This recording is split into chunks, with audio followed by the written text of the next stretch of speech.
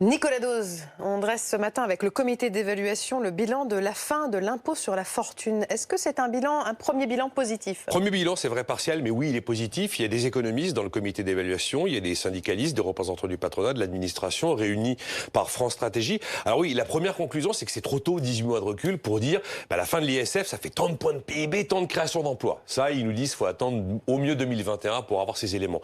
Mais on observe, deuxième conclusion, qu'on a divisé presque par deux le nombre d'exilés fiscaux en 2017 comparé à 2016. Et puis aussi que c'est une réforme qui a principalement profité aux petits riches, aux gens qui étaient tout juste rentrés dans l'ISF. Le gain moyen par ménage concerné est de 6 500 €. Je précise que cette évaluation ne porte pas que sur l'ISF devenu impôt sur la fortune immobilière, mais aussi sur la création de la taxe unique à 30%. Mais en fait, Nicolas, ce document donne raison à Emmanuel Macron d'avoir baissé la fiscalité sur le capital. Oui, pour l'instant, oui, même si on n'a pas tous les éléments de conclusion. Ça a coûté moins cher que prévu, 4,5 milliards. On attendait un peu plus de 5 milliards. Attention, 4,5 milliards de manque à gagner sur 1000 milliards de prélèvements obligatoires en France.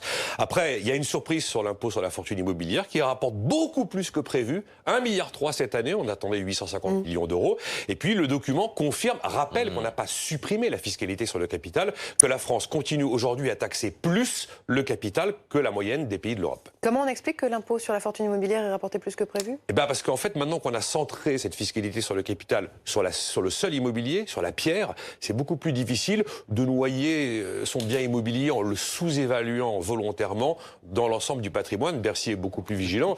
Et puis, les patrimoines ont augmenté en immobilier parce que la valeur de l'immobilier a augmenté. Voilà pourquoi on trouve plus de biens immobiliers aujourd'hui dans l'assiette de l'IFI, impôt sur la fortune immobilière, que l'on en trouvait dans l'ISF, l'impôt de solidarité sur la fortune.